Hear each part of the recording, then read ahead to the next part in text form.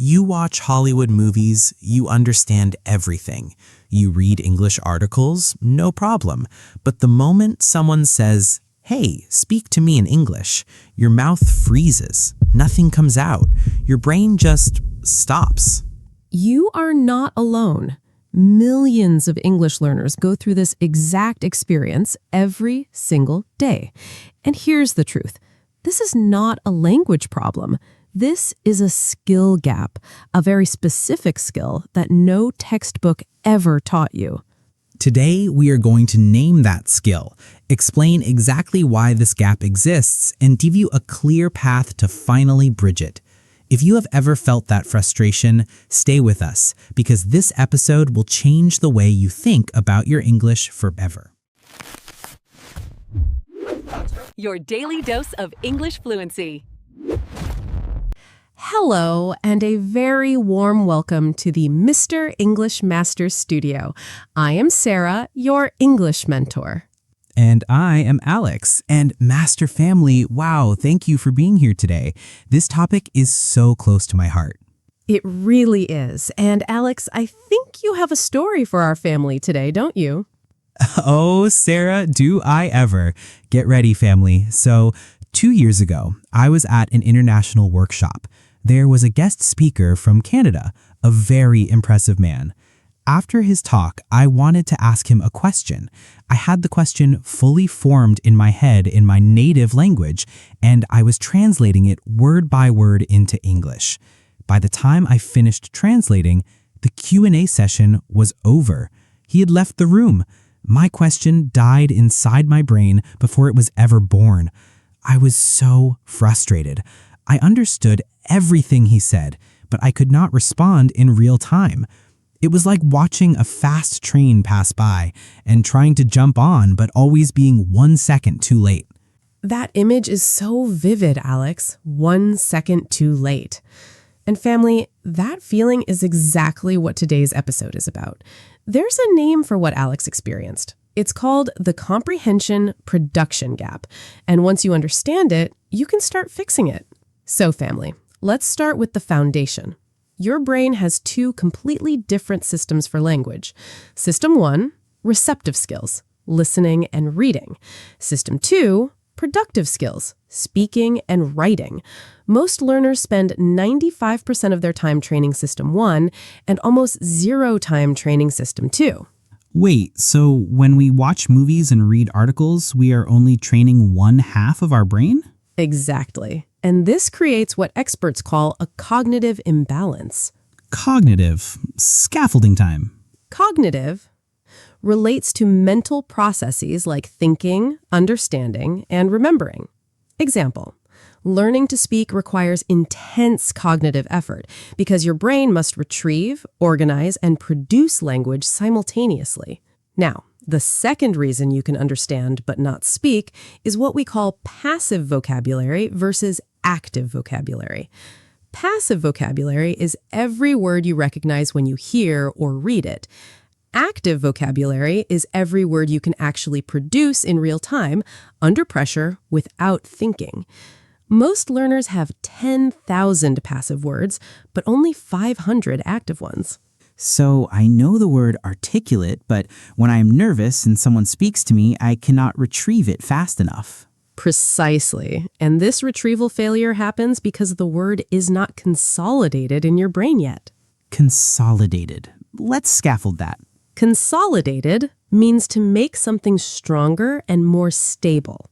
Example, you consolidate a vocabulary word by using it repeatedly in speaking, not just recognizing it in reading.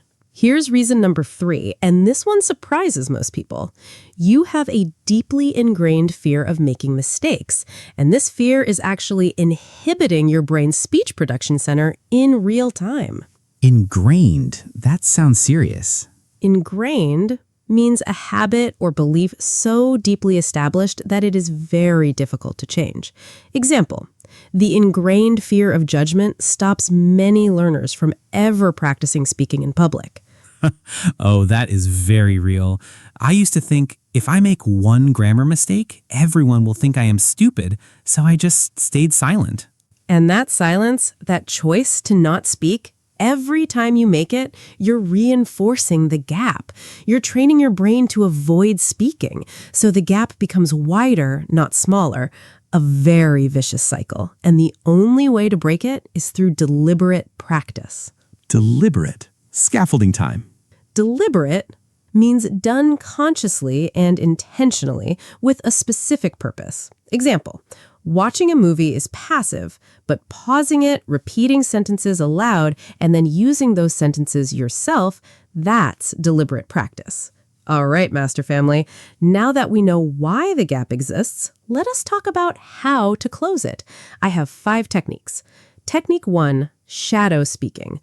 Find any English audio, a podcast, a YouTube video, and speak along with the speaker simultaneously. Don't translate, don't think, just mimic the rhythm, the stress, the flow. This is how your brain transitions from passive to active language use. I tried this with a TED Talk once. It felt bizarre at first, like I was having a conversation with the TV, but after 10 minutes, I felt something shift.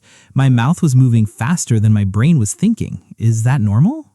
That's exactly what you want. You're bypassing the translation stage. You're becoming spontaneous. Spontaneous. I know this word.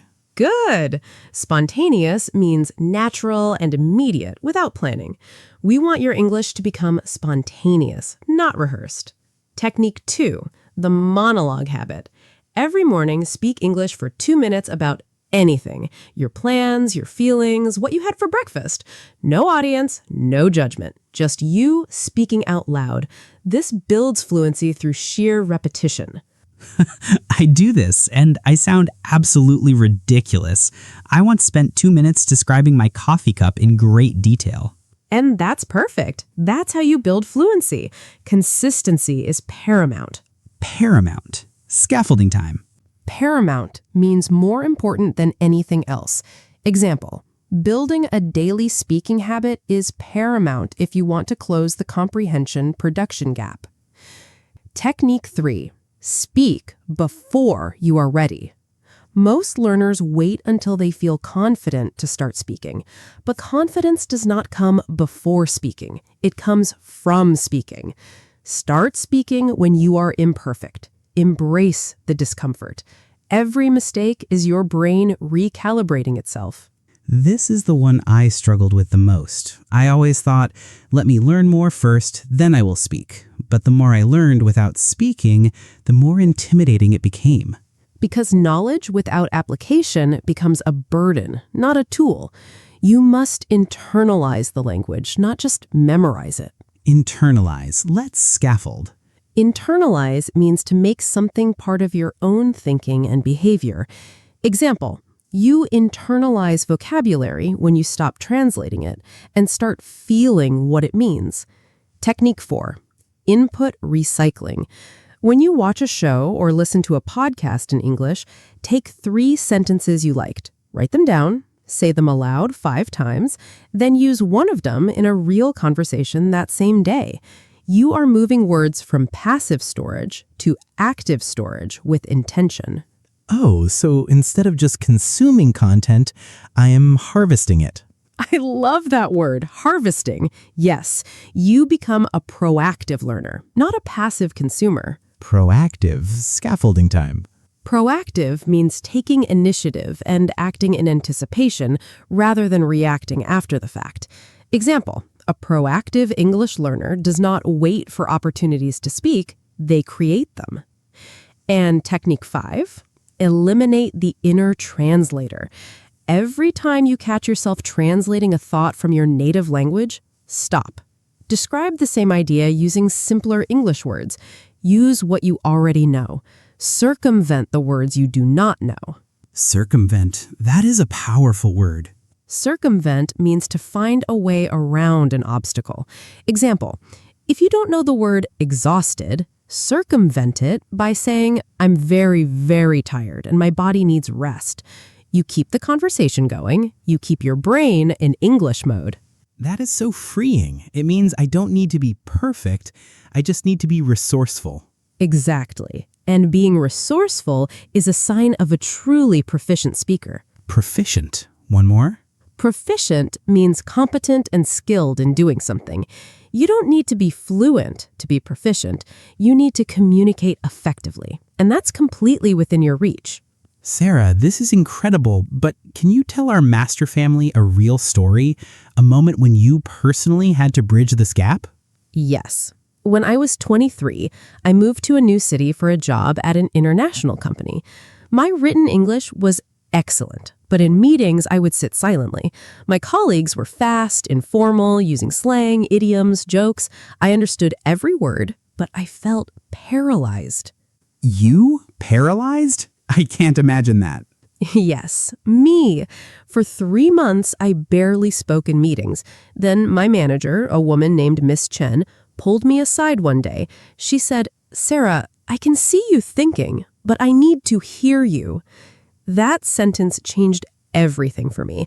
I started using every single technique I just described to you. Shadow speaking, 2-minute monologues, speaking in meetings, even when I wasn't fully ready. And within 6 weeks, I gave a presentation to 30 international colleagues. Not perfect, but clear, confident, real. That is a transformational story.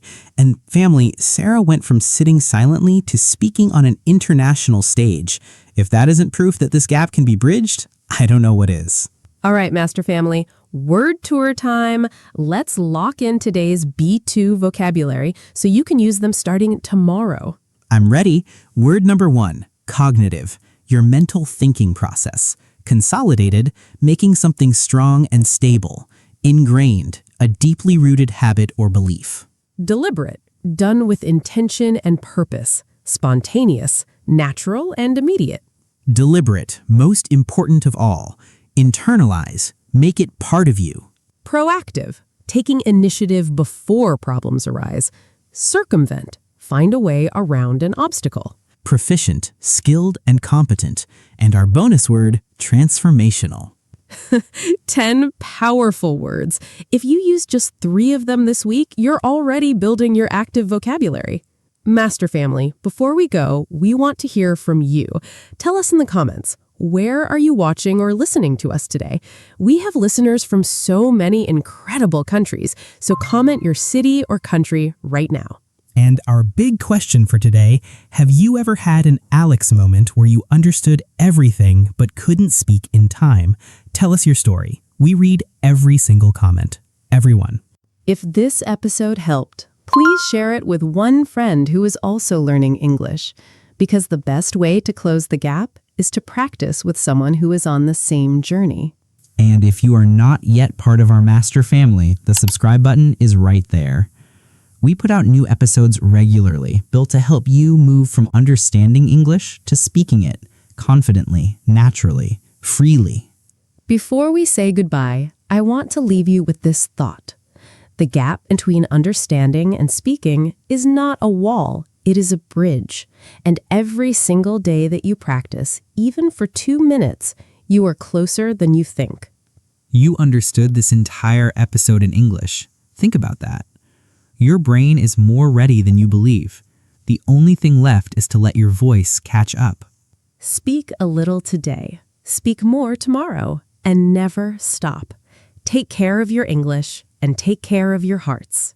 Stay proactive, stay spontaneous, and we will see you in the next episode of Mr. English Master. Bye-bye. Bye-bye, family.